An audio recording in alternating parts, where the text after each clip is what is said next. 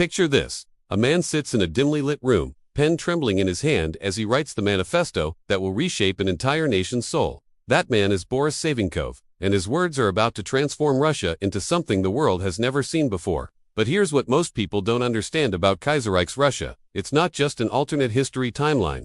It's a chilling exploration of how trauma can fracture a nation's identity so completely that it becomes unrecognizable to itself. I've spent years diving deep into the psychological underpinnings of alternate history, and nothing has fascinated me more than how Kaiserreich handles Russian national identity.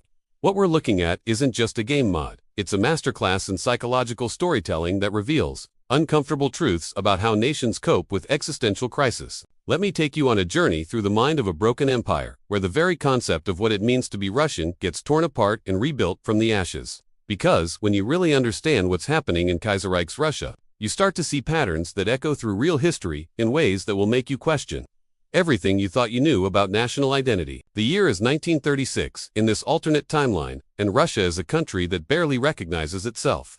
In the world of Kaiserreich, legacy of the Weltkrieg, the Central Powers won World War I, fundamentally altering the trajectory of Russian development. But here's where it gets psychologically fascinating. This isn't just about different political outcomes. It's about a nation experiencing what psychologists would call dissociative identity disorder on a massive scale. Think about it. In our timeline, Russia went through the traumatic collapse of the Tsarist regime, the chaos of the Civil War, and the brutal transformation into the Soviet Union.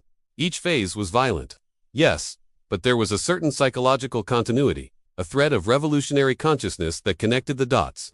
In Kaiserreich, that thread is completely severed. The Russian Democratic Federative Republic exists as a constitutional democracy, but beneath this seemingly stable facade lies a nation grappling with profound identity confusion. The psychological impact of losing World War I, combined with the collapse of both the monarchy and the Bolshevik Revolution, created what I call a national identity vacuum. And nature, as they say, abhors a vacuum. Enter Boris Savinkov, the most psychologically complex figure in the entire Kaiserreich universe. A former terrorist turned politician, he's been serving as the 6th president of the Russian Democratic Federative Republic since 1934.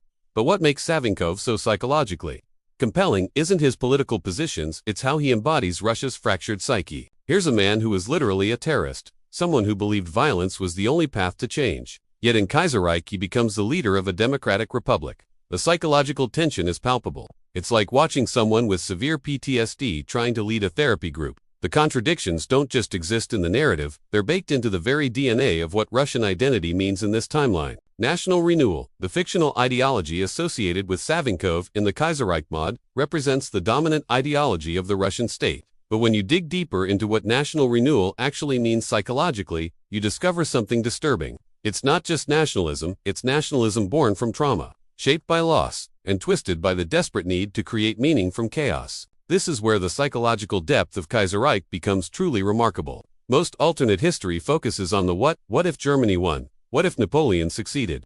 What if the South won the Civil War? Kaiserreich focuses on the why and the how it feels. How does it feel to be Russian when everything that made you Russian has been stripped away?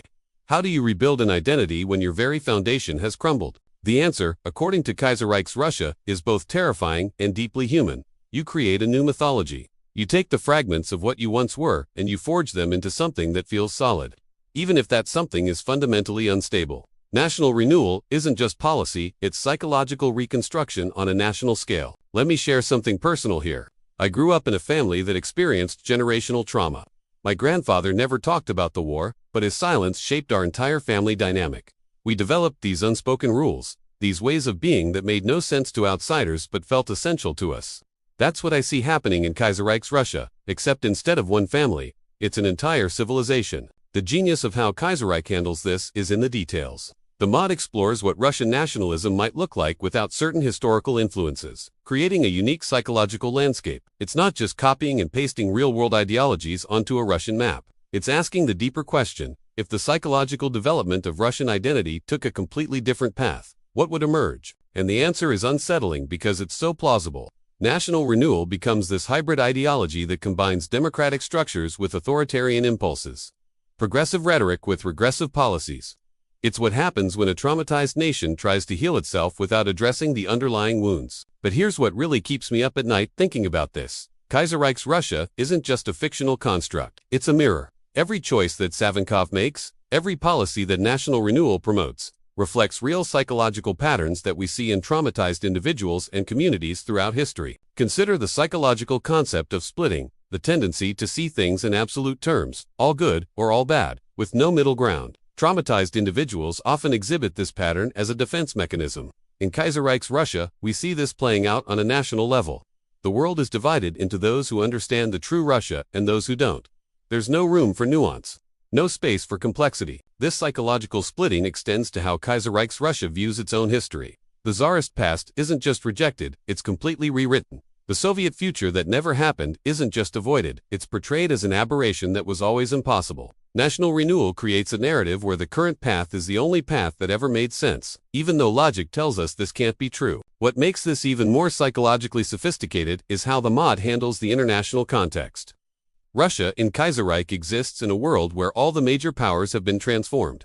France and Britain have fallen to syndicalism, America is in crisis, and Germany dominates Europe. This isn't just political backdrop, it's psychological context. When everyone around you has changed, when the entire world order has been turned upside down, the pressure to maintain some sense of identity becomes overwhelming. Russia's national renewal isn't just about Russia, it's about being Russian in a world where nothing else makes sense anymore. This is where the psychological depth of Kaiserreich becomes almost uncomfortable. Because if you really think about it, most of our national identities are constructed in response to external pressures and internal traumas. The difference is that usually this process happens slowly, over generations. In Kaiserreich, we get to see it happening in real time, compressed into a few decades of accelerated change. The scary part is how familiar it all feels. The rhetoric of national renewal, with its emphasis on spiritual rebirth and cultural purification, echoes patterns we've seen throughout history. But because it's happening in a fictional context, we can examine these patterns without getting caught up in the political implications. We can see the psychological mechanisms at work without feeling defensive about our own national myth. Let me tell you something that really struck me during my research. The Russia rework in Kaiserreich was in development for years, with developers working to create authentic psychological and political complexity. This wasn't just about creating interesting gameplay mechanics, it was about exploring fundamental questions of human psychology and national identity. The more I've studied Kaiserreich's approach to Russia, the more I've realized that what we're seeing isn't just alternate history, it's alternative psychology. It's asking what happens when the normal processes of cultural development get interrupted, when trauma becomes the defining experience of an entire generation. And here's what's really chilling, the answers feel plausible.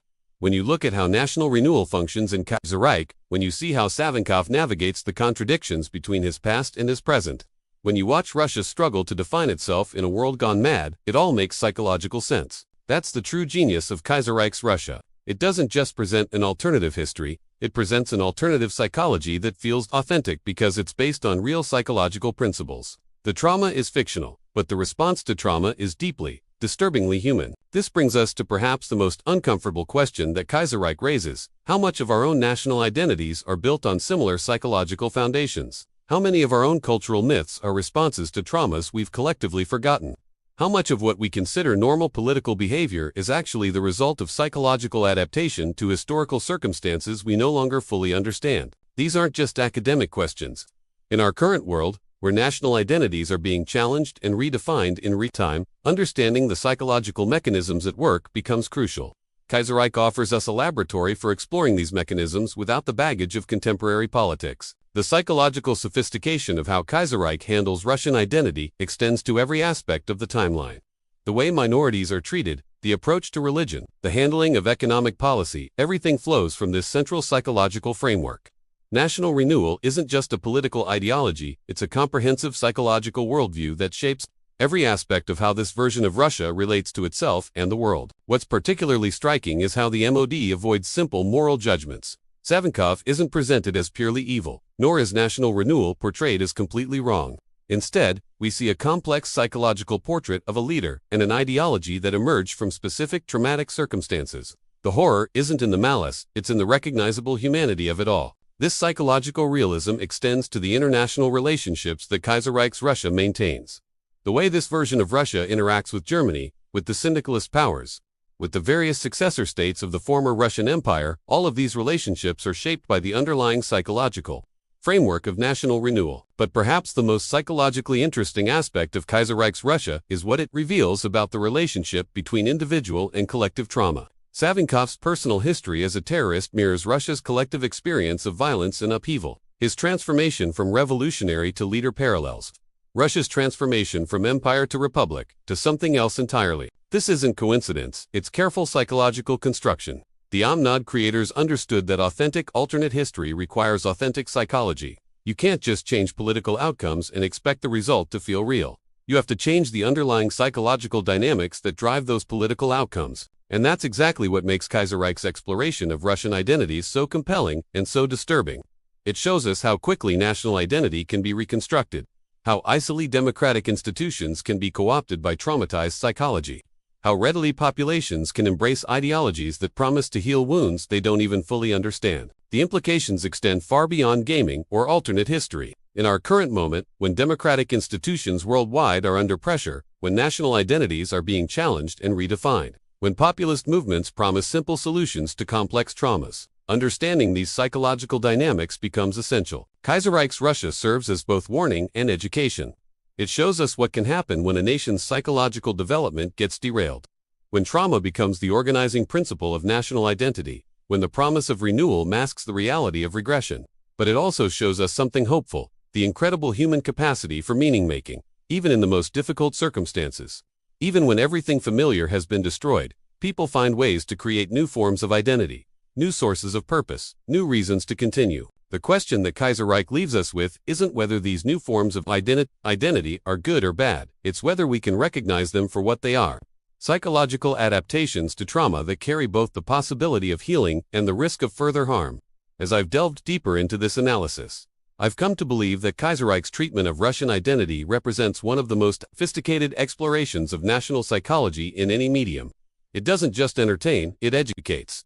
It doesn't just speculate, it illuminates. And perhaps most importantly, it reminds us that national identities aren't fixed, eternal things. They're psychological constructions that can be rebuilt, reimagined, and transformed. The question isn't whether this will happen, it's what form that transformation will take. What do you think about this psychological analysis of how nations cope with trauma? Have you noticed similar patterns in how communities respond to collective crisis? I'd love to hear your thoughts in the comments below. And if you found this deep dive into the psychology of alternate history compelling, consider subscribing to the channel. We're going to be exploring more psychological dimensions of fictional worlds that reveal uncomfortable truths about our real one. Because sometimes, the best way to understand reality is through the lens of carefully constructed fiction. The story of Kaiserreich's Russia is ultimately a story about all of us, about how human beings create meaning from chaos, build identity from trauma, and find hope in the most unlikely places. It's a mirror that reflects our own capacity for both destruction and renewal, our own ability to transform catastrophe into opportunity. And that, perhaps, is the most unsettling truth of all. How recognizably human it all remains, even in the strangest of circumstances. Tell us which country or city you're watching from. See you in the next video. Bye.